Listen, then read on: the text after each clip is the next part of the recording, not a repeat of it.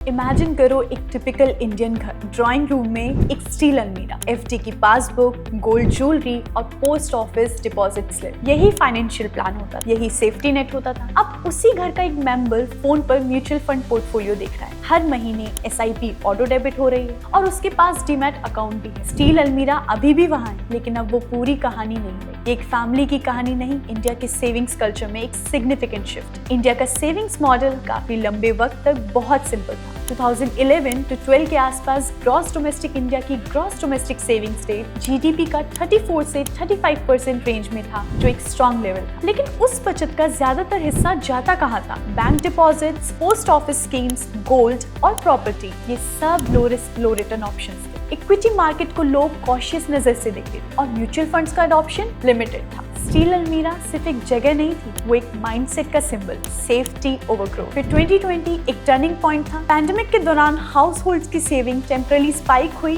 Net financial savings GDP के 11 to 12% range तक पहुंच गई, जो पहले 8% के आसपास थी। इससे इकोनॉमिस्ट फोर्स सेविंग्स भी कहते हैं, क्योंकि स्पेंडिंग अपॉर्चुनिटीज लिमिटेड। लेकिन जैसे ही इकोनॉमी नॉर्मल हुई, ये सेविंग्स ग्रेजुअली डिक्लाइन हुई और 2022 to 23 तक ये 5% के आसपास आ गई। एक मल्टी टिकेट लो। साथ ही बोरोइंग्स भी रिसेंट ईयर्स में नोटिसेबली बढ़ी। ये शिफ्ट ये दिखाता है कि सेविंग्स का पैटर्न चेंज हो रहा है। सिर्फ एक्यूमुलेट करना नहीं, बल्कि एलोकेट करना भी इवॉल्व हो रहा है। सेविंग्स का ओवरऑल लेवल फ्लक्चुएट हुआ है, लेकिन एलोकेशन पैटर्न चेंज हुआ है। बैंक डिपॉजिट्स अभी भी डोमिनेंट है, लेकिन उनका share mid to high 40% range से थोड़ा डिक्लाइन हुआ है। म्यूचुअल फंड्स का शेयर ग्रेजुअली इंक्रीज हुआ है। इक्विटी एक्सपोजर में भी रिसेंट ईयर्स में सिग्निफिकेंट इंक्रीज देखा गया है। रिसेंट डेटा के मुताबिक monthly SIP inflows ₹30,000 crore plus range के आसपास देखे गए। म्यूचुअल फंड इन्वेस्टर बेस ने पिछले कुछ सालों में मल्टीपल टाइम्स ग्रोथ देखी। ये एक सडन शिफ्ट नहीं, ये ग्रेजुअल डाइवर्सिफिकेशन।